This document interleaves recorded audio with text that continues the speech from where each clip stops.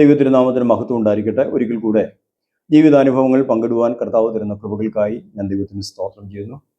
മലബാറിലേക്കുള്ള യാത്രാമധ്യയാണ് ഞാൻ ഈ വീഡിയോ തയ്യാറാക്കിക്കൊണ്ടിരിക്കുന്നത്. നിങ്ങൾക്ക് ഇതൊരു ആത്മീയ അനുഗ്രഹത്തിന് കാരണമായി തീരട്ടെ എന്ന് ഞാൻ പ്രാർത്ഥിച്ചുകൊണ്ട് ഒരു ചെറിയ അനുഭവം നിങ്ങളുമായി പങ്കിടുവാൻ ഞാൻ കർത്താവിൽ ആഗ്രഹിക്കുന്നു. 2012 ഞങ്ങൾ ബീഹാറിലേക്ക് പോകുന്നത്.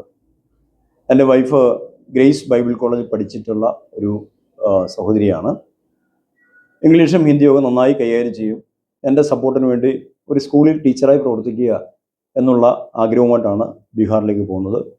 അങ്ങനെ ഒരു സ്കൂളിൽ ജോലി ചെയ്തുകൊണ്ട് ഞങ്ങൾ പല ഗ്രാമങ്ങളിൽ ഉച്ച കഴിഞ്ഞ് സുവിശേഷം അറിയിക്കുവാനും പ്രാർത്ഥിപ്പാനും ഒക്കെ പോകാൻ കർത്താവ് കൃപ തന്നു. അന്ന് എൻ്റെ മകൻ നോബിൾ, അവൻ 4ാം ക്ലാസ്സിൽ പഠിക്കുകയാണ്. മകൾ ക്രിസ്റ്റി, അവൾ 1.5 വയസ്സ് പ്രായം മാത്രമേ ഉള്ളൂ. ഞങ്ങൾ ഉച്ച കഴിഞ്ഞ് എവിടെയെങ്കിലും പോകുന്ന സമയത്ത് മലയാളികളായ ഒരു കുടുംബം ഞങ്ങളുടെ അടുത്തുണ്ട്. അവരെ കുഞ്ഞുങ്ങളെ ഏൽപ്പിച്ചിട്ട് ഞങ്ങൾ ഭവനങ്ങൾ സന്ദർശിക്കാൻ പോകും. അങ്ങനെ ഒരു ദിവസം ഉച്ച കഴിഞ്ഞ്, നമ്മുടെ കേരളത്തിലെ പോലല്ല അവിടുത്തെ സ്കൂൾ സിസ്റ്റം. നമ്മുടെ കേരളത്തിൽ രാവിലെ 9 മണിക്ക് ആരംഭിക്കുന്നു, വൈകുന്നേരം 4 മണിക്ക് അവസാനിക്കും. എന്നാൽ അവിടെ രാവിലെ തുടങ്ങി ഉച്ച വരെ മാത്രമേ ക്ലാസ് ഉള്ളൂ. അങ്ങനെ ഉച്ച കഴിഞ്ഞ ശേഷം നമുക്ക് പുറത്തു പോകാനുള്ള സ്വാതന്ത്ര്യമൊക്കെ ഉണ്ട്. അങ്ങനെയാണ് ഞങ്ങൾ ഈ ഫീൽഡ് വർക്കിന് വേണ്ടി പോയിക്കൊണ്ടിരുന്നത്. ഉച്ച കഴിഞ്ഞ് ഞങ്ങൾ ഒരു ഓട്ടോറിക്ഷയിൽ അടുത്തുള്ള ഗ്രാമത്തിൽ ചെന്ന് ചില ഭവനങ്ങളൊക്കെ സന്ദർശിച്ചു. ഒരു ഭവനത്തിൽ നിന്ന് മറ്റൊരു ഭവനത്തിലേക്ക് പോയിക്കൊണ്ടിരിക്കുന്ന സമയത്ത് പെട്ടെന്ന് ഇറച്ചിയൊക്കെ വറക്കുന്നതിൻ്റെ ഒരു ഗന്ധം ഞങ്ങൾക്ക് അനുഭവിച്ചു. ഞങ്ങൾ ചുറ്റുപാട് നോക്കി, ഇത് എവിടുന്ന ഈ ഇറച്ചി വറക്കുന്നതിൻ്റെ മണം വരുന്നത്? കാരണം ഇത് ഗന്ധം അനുഭവിച്ചപ്പോൾ വലിയ ആഗ്രഹം ഉണ്ടായി. 1.5 മാസമായി കേരളത്തിൽ നിന്ന് വന്നിട്ട് അവിടുത്തെ പച്ചരിയും ദാലും എല്ലാവരും കഴിച്ച് വയറ്റിന് അത്രത്തോളം സുഖമൊന്നുമില്ല. അതുകൊണ്ട് ഈ ഒരു ഗന്ധം അനുഭവിച്ചപ്പോൾ ഞങ്ങൾക്ക് വലിയ താല്പര്യമുണ്ടായി. അത് കിട്ടിയിരുന്നെങ്കിൽ എന്നൊരു ആഗ്രഹം മനസ്സിൽ വന്നു. ഞങ്ങൾ ചുറ്റും നോക്കിയപ്പോൾ ഒരു വലിയൊരു ഗ്രൗണ്ട് ഉണ്ട്. ആ ഗ്രൗണ്ടിൽ പന്തലൊക്കെ ഇട്ടിട്ടുണ്ട്. അവിടെ ഒരു വലിയ താലത്തിൽ കോഴിയിറച്ചിയും ആട്ടിറച്ചിയൊക്കെ വറുത്ത് വെച്ചിരിക്കുന്നത് കൂമ്പാരം കൂട്ടിയിട്ടൊക്കെയാണ്. വൈകുന്നേരത്ത് കല്യാണമോ മറ്റോ എന്തോ ഉണ്ടെന്ന് ഞങ്ങൾക്ക് തോന്നി. കാരണം അവിടെ പന്തലുണ്ട്, മിക്കവാറും രാത്രിയിലാണ് കല്യാണം നടക്കുന്ന. അത് കിട്ടിയിരുന്നെങ്കിൽ നന്നായിരുന്നു എന്ന് ഞങ്ങൾ ചിന്തിക്കുകയും പറയുകയൊക്കെ ചെയ്തു. ഞങ്ങൾ കല്യാണം നടക്കുന്ന ആ ഏരിയ ആയതുകൊണ്ട് 3-4 വീടുകൾ അപ്പുറം കഴിഞ്ഞ് ഒരു വീട്ടിൽ ഞങ്ങൾ കയറി ചെന്നു. 40 വയസ്സ് പ്രായമുള്ള മനുഷ്യൻ ഞങ്ങളെ സ്വീകരിച്ചു. കേരളത്തിൽ നിന്ന് ഞങ്ങൾ അദ്ദേഹത്തിൻ്റെ വീട്ടിലെത്തിയത് അദ്ദേഹത്തിന് വലിയ സന്തോഷമായിരുന്നു. അദ്ദേഹം തൻ്റെ കൂട്ടുകാരനെ വിളിച്ചു. അദ്ദേഹം പത്തനംതിട്ട സ്വദേശിയാണ്, ആഫ്രിക്കയിൽ നിന്ന്. അദ്ദേഹം ഞങ്ങളോട് ഫോണിൽ സംസാരിക്കുകയാണ്. ഞങ്ങളുടെ പേര് അദ്ദേഹം ചോദിച്ചു, എന്താണ് ലക്ഷ്യം? ഞങ്ങളിങ്ങനെ സുവിശേഷ പ്രവർത്തനത്തിൽ വന്നതാണ്. ഉടനെ അദ്ദേഹം പറയുകയാണ്, ഈ ഹിന്ദിക്കാരൻ്റെ വീട്ടിൽ നിങ്ങൾ വന്നത് അദ്ദേഹത്തിന് വലിയ സന്തോഷമായിരിക്കുക എന്ന് പറഞ്ഞു.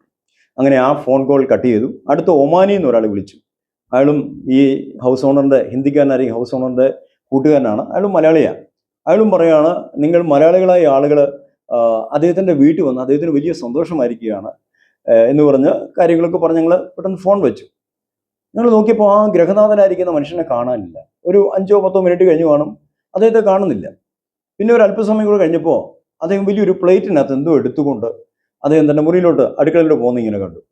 തിരിച്ചു വന്ന ഒരു ചെറിയ പ്ലേറ്റിനകത്ത്, അതിനകത്ത് ഒരു 10-15 പീസ് ഇറച്ചി വറുത്തത് കൊണ്ടുവന്ന് ഞങ്ങളുടെ മുമ്പിലോട്ട് വെക്കുക. നിങ്ങൾ കഴിച്ച്, നിങ്ങൾ ഞങ്ങളുടെ വീട്ടിൽ വന്നത് സന്തോഷം, ഭയങ്കര സന്തോഷമാണ്, അതുകൊണ്ട് ഇത് കഴിക്കാൻ പറഞ്ഞു. ഞങ്ങൾ ചോദിച്ചു, ഇത് എവിടെ നിന്ന് ഇത്ര പെട്ടെന്ന് ഇറച്ചി കിട്ടിയത്? ഉടനെ അദ്ദേഹം ഞങ്ങളോട് പറയുകയാണ്, എൻ്റെ സഹോദരൻ്റെ കല്യാണം ഇന്ന് വൈകിട്ട് നടക്കുകയാണ്. നിങ്ങൾ വരുന്ന വഴിക്ക് ഒരു ഗ്രൗണ്ട് കണ്ടില്ലേ, ഒരു വലിയ ഒരു പന്തലൊക്കെ കണ്ടില്ലേ, അവിടെ ആ കല്യാണം അവിടെ വെച്ചാണ് നടക്കുന്നത്. അവിടെ വൈകിട്ടത്തെ വരുന്ന ആൾക്കാർക്ക് കൊടുക്കാനുള്ള ഭക്ഷണം തയ്യാറാക്കിക്കൊണ്ടിരിക്കുകയാണ്. അതിൽ നിന്നാണ് നിങ്ങൾക്ക് ഞാൻ ഈ ഇറച്ചി കൊണ്ടുവരുന്നതെന്ന് പറഞ്ഞപ്പോൾ ഞങ്ങൾ അറിയാതെ ദൈവത്തെ സ്തുതിച്ചു പോയി. കാരണം ഞങ്ങൾ വരുന്ന വഴി ആ ഗന്ധം അനുഭവിച്ച് ഞങ്ങളത് ആഗ്രഹിച്ചു. ഞങ്ങളിത് പറഞ്ഞിരുന്നതാണ്. അത് കിട്ടിയിരുന്നെങ്കിൽ നന്നായിരുന്നു എന്ന് ഞങ്ങൾ പറഞ്ഞതാണ്. ദൈവം ഞങ്ങളുടെ ആഗ്രഹത്തെ മാനിച്ചു. ആ ഗ്രൗണ്ടിൽ നിന്നും ഏകദേശം 150 മീറ്റർ പിന്നെയും പോയി ആ വീട്ടിൽ തന്നെ ദൈവം ഞങ്ങൾക്ക് വേണ്ടി നന്മയൊരുക്കുക. ദൈവത്തിന് സ്തോത്രം. നമ്മുടെ ആഗ്രഹങ്ങളെ മാനിക്കും ദൈവം. തിരുവെഴുത്ത് പറഞ്ഞുണ്ട്, തൻ്റെ ഭക്തന്മാരുടെ ഹൃദയത്തിലെ ആഗ്രഹങ്ങളെ മാനിക്കും ദൈവം.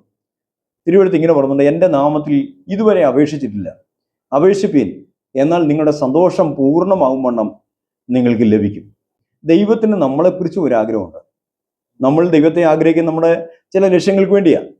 എന്നാൽ ദൈവം നമ്മളെക്കുറിച്ച് ആഗ്രഹിക്കുന്നത് നമുക്ക് നിത്യജീവൻ തരാൻ വേണ്ടിയാണ് ദൈവം ആഗ്രഹിക്കുന്നത്.